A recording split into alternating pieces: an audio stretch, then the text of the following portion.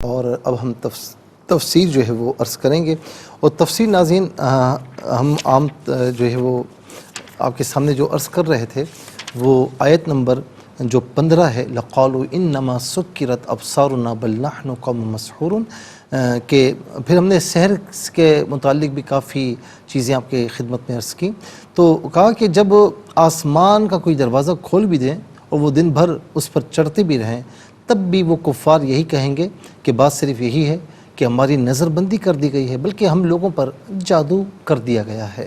اب اس پر ناظرین ایک سوال آتا ہے کہ ظاہر ہے کہ ان جتنی بھی آیات ہیں ان کا خلاصہ یہ کہ جب کفار مکہ نے فرشتوں کی نزول کا مطالبہ کیا جو اس بات کی تصدیق کریں کہ سیدنا محمد عربی صلی اللہ علیہ وسلم اللہ تعالیٰ کی طرف سے نبی بنا کر بھیجے گئے ہیں، تو اللہ رب العالمین نے فرمایا کہ اگر بالفرض یہ مطالبہ پورا بھی کر دیا جائے تو وہ یہ کہیں گے یہ جادو ہے۔ ظاہر ہے کہ ہم بظاہر فرشتوں کو دیکھ رہے ہیں لیکن ہم حقیقت میں ان کو نہیں دیکھ رہے ہیں، یہ فرشتے آ بھی جاتے تب بھی یہ کہتے ہیں بھئی ہم نہیں دیکھ رہے۔ اب اگر یہ اعتراض کیا جائے کہ یہ کیسے ہو سکتا ہے کہ لوگوں کی ایک بڑی جماعت ایک چیز کا مشاہدہ کر رہی ہو اور پھر بھی وہ یہ کہیں کہ ہمیں شک ہے جو کچھ ہم نے دیکھا ہے وہ نظر بندی ہے، جادو ہے، تو اس طرح تو پھر حواس اور مشاہدے پر اعتبار ہی نہیں رہے گا۔ اس کا آنسر یہ ہے جب لوگ ضد، عناد اور ہٹ درمی پر اتر آئیں تو پھر ایسا ہو سکتا ہے۔ آخر جب رسول اللہ صلی اللہ علیہ وسلم کی دعا سے اللہ تعالیٰ نے چاند کو 2 ٹکڑے کر دیا تھا، تب بھی تو کفار نے یہی کہا تھا نا یہ کھلا ہوا جادو ہے، جسے ماننا تھا اس نے مان لیا، لیکن باقیوں نے یہی کہا کہ کھلا ہوا جادو ہے۔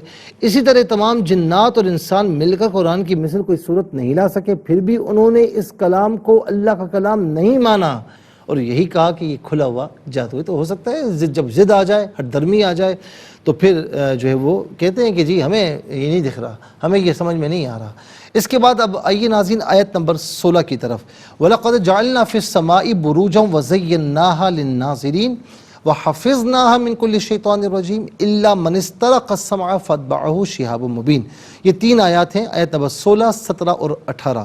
اور بے شک ہم نے آسمان میں برج بنائے اور ہم نے ان کو دیکھنے کے لیے مزین کر دیا، اور ہم نے ان کو ہر راندہ درگاہ شیطان سے محفوظ کر دیا سوائے اس کے جو چوری سے فرشتوں کی باتیں سنے تو اس کے پیچھے ایک چمکتا ہوا انگارہ آتا ہے۔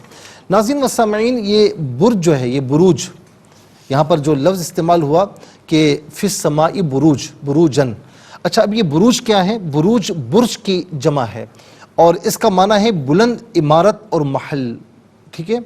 گنبد اور ستارے کے مقام کو بھی برج کہتے ہیں۔ آسمان کا 12واں حصہ جو رست گاہوں سے دکھائی دیتا ہے اس کو بھی برج کہتے ہیں۔ ناظرین 7 آسمانوں میں سے ہر آسمان میں ایک سیارہ ہے۔ 7 سیارگان یہ ہیں: قمر، زحل، عطارد، شمس، مشتری، مریخ اور زہرہ، اور 8واں جو ہے وہ 8واں یعنی پھر کہا کہ یعنی اس کے بعد جو ستارے ہیں جو ثابت ہیں یعنی گردش نہیں کرتے، اور پھر علماء ہیئت یہ بھی کہتے ہیں کہ جی 9 آسمان ہیں۔ قرآن کریم میں تو 7 سماوات طباقا یہ ہے، تو علماء ہیئت جو کہتے ہیں وہ کہتے ہیں کہ جی 9 آسمان ہیں۔ پھر کہا کہ 8ویں آسمان میں وہ ستارے جو ثابت ہیں یعنی گردش نہیں کرتے، اور 9ویں آسمان کو فلک اطلس کہتے ہیں، وہ سادہ ہے، اور 8ویں آسمان میں ستاروں کے اجتماع سے جو مختلف شکلیں بنتی ہیں وہ اس 9ویں آسمان میں نظر آتی ہیں، جن کو رستگاہوں میں دیکھا جاتا ہے۔ کہیں یہ شکل شیر کی سی بن جاتی ہے، اس کو برج اسد کہتے ہیں، کہیں ترازو کی سی شکل بنتی ہے، اس کو برج میزان کہتے ہیں، کہیں یہ شکل بچھو کی سی بنتی ہے تو اس کو برج عقرب کہتے ہیں۔ یہ کل 12 برج ہیں: حمل، سور، جوزہ، سرطان، اسد، سنبلہ، میزان، عقرب، قوس، جدی، دلو اور حوت۔ سورج ہر ماہ میں ایک برج کی مسافت کو طے کرتا ہے اور ایک سال میں 12 بروج کی مسافت کو طے کرتا ہے۔ گرمی، سردی، بہار اور خزاں یہ چاروں موسم سورج کی اسی حرکت سے وجود میں آتے ہیں۔ یہ علماء ہیئت جو کہتے ہیں وہ ہم نے آپ کی خدمت میں بیان کیا۔ ناظرین اسی طریقے سے یہ بھی کہا لغت میں یہ بھی کہ سیارہ کا جو دائرہ گردش ہے جسے اس کا گھر، مقام یا منزل کہتے ہیں، آسمانی دائرے کے 12 حصوں میں سے ہر ایک راس قدیم دانوں نے ستاروں کے مقامات کو سمجھنے کے لیے ناظرین اس کو فضا کے 12 حصے کیے ہیں اور ہر حصے میں جو ستارے واقع ہیں ان کی اجتماعی صورت سے جو شکل بنتی ہے اس حصے کا نام اسی شکل پر رکھ دیا گیا جو ہم نے ابھی مثالیں آپ کو دی ہیں. یعنی کسی کا جو ستارہ جو جمع ہوتے تو وہ شیر کی شکل بنتی تو کہتے ہیں یہ برج اسد ہے، شیر ہے. اور اسی طریقے سے کسی کا اگر ترازو کی شکل بنتی تو کہتے ہیں برج میزان ہے.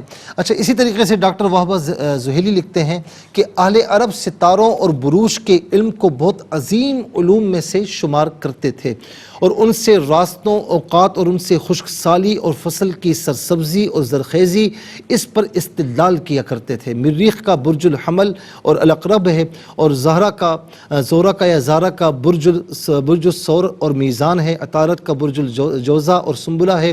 قمر کا برج السرطان ہے اور شمس کا برج الاسد ہے.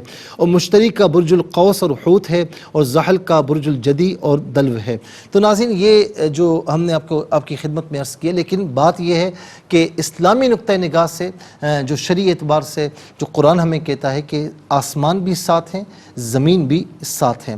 علم نجوم کسے کہتے ہیں؟ علم نجوم کی تعریف سیاروں کی تاثیرات یعنی سعادت و نحوست اور واقعات آئندہ کی حسب گردش پیشگوئی یا معاملات تقدیر اور اچھے برے موسم کی خبر دینے کا علم جو ہے یہ علم نجوم کہلاتا ہے. نجومی کہتے ہیں کہ انسان جس تاریخ کو پیدا ہوا ہو اس تاریخ کو سورج جس برج میں تھا وہ اس شخص کا برج ہے، پھر وہ اپنے حساب سے اس کا ستارہ معلوم کرتے ہیں اور انہوں نے ستاروں کی جو تاثیرات فرض کی ہوں اس اعتبار سے وہ اس شخص کی قسمت کا حال معلوم کرتے ہیں. لیکن ناظرین، شریعت مطالعہ کے حساب سے یہ سارے اٹکل پچو ڈھکوسلے ہیں. غیب کا علم اللہ تعالیٰ کے سوا کسی کو نہیں، ماں سوائے ان نفوس قدسیہ کے جن کو اللہ تعالیٰ نے وحی کے ذریعے یا الہام کے ذریعے غیب پر مطلع فرمایا ہے. ناظرین و سامعین، انشاءاللہ اس پر مزید عرض کریں گے اور پھر علم نجوم کی حیثیت کیا ہے. پھر اس کے ساتھ ساتھ ناظرین آگے چل کر جو ہے یہ جو شہاب ثاقب ہے یہ کیا ہے اور بروج سے اللہ تعالیٰ کی الوہیت اور وحدانیت پر کیسے استدلال ہوا ہے.